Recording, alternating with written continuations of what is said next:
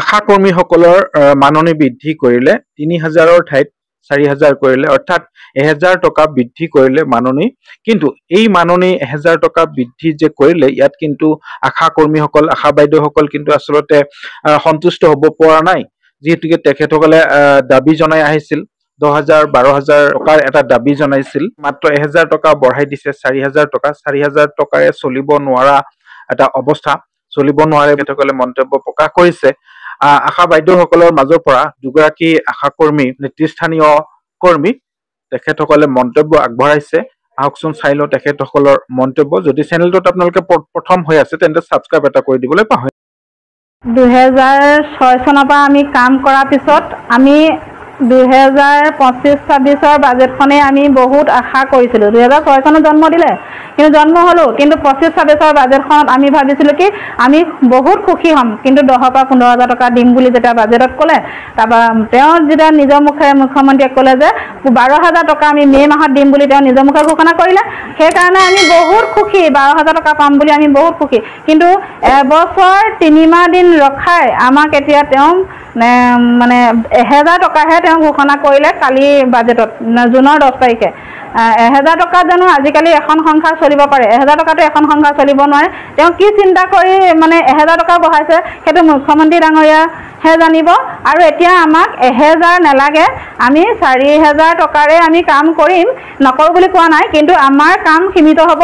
আমি মাতৃ মৃত্যু হাৰ আৰু শিশু মৃত্যু হাৰহে কমোৱা আমি কাম কৰিম, বাকী 80টা কাম আমি নকৰোঁ। আমাক কোনেও যাতে বলবস্তি কৰি আমাক কাম কৰাব নোৱাৰে, আৰু যদি কৰাব বিচাৰে তেতিয়া আমাক পইচা বেছিকৈ লাগিব। আমাক 12,000 টকা দিয়ক, আমি প্ৰতিটো কাম কৰিম, আৰু বেছি কাম দিলে আমি আৰু বেছি কাম কৰিম। আমাক 10,000 বা 12,000 টকা আমাক দিবলৈ তেওঁক অনুৰোধ জনাইছোঁ। তেওঁ যাতে আমাক 10,000 বা 12,000 টকা দিয়ে, তেতিয়া আমি প্ৰতিটো কাম কৰিম। আৰু যদি আশা কৰ্মীগৰাকী যদি নহয়, এখন গাঁৱত গোটেই গাঁওখনৰ মৃত্যু হাৰ বাঢ়িব, আৰু শিশু মৃত্যু হাৰ বাঢ়িব, আৰু মেলেৰিয়াটো মানুহ মৰিব, ডেংগুত মানুহ মৰিব।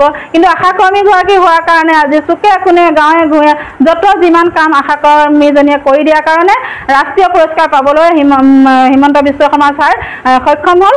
যদি আশা কৰ্মীখনে কামখিনি যদি সুচাৰুৰূপে কৰি নিদিলেহেঁতেন, তেওঁ ৰাষ্ট্ৰীয় পুৰস্কাৰ কেতিয়াও নাপালেহেঁতেন।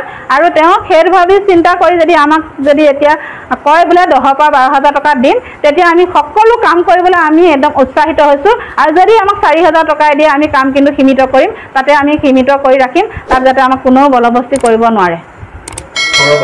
হয়, মই পোনপ্ৰথমে আমাৰ নিউজ চেনেলৰ আপোনালোক দুজনক ধন্যবাদ জনাইছোঁ। আমাৰ আজি কালিৰ যিটো আমাৰ অসম চৰকাৰৰ 1,000 টকাৰ ঘোষণা কৰিলে, সেইটোত আমি ক্ষুভিত হৈ গৈছোঁ।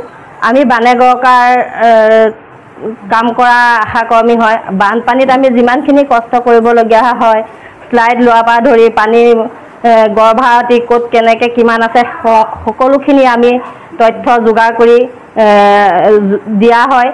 আমি ইমান কষ্ট কৰাৰ পিছতো আমাক মুখ্যমন্ত্ৰীয়ে 12,000 দিম বুলি কোৱাৰ পিছত যেতিয়া 1,000 টকা দিলে, আমি বহুতো ক্ষুভিত। আমি সেই 1,000 টকা আমাক নালাগে।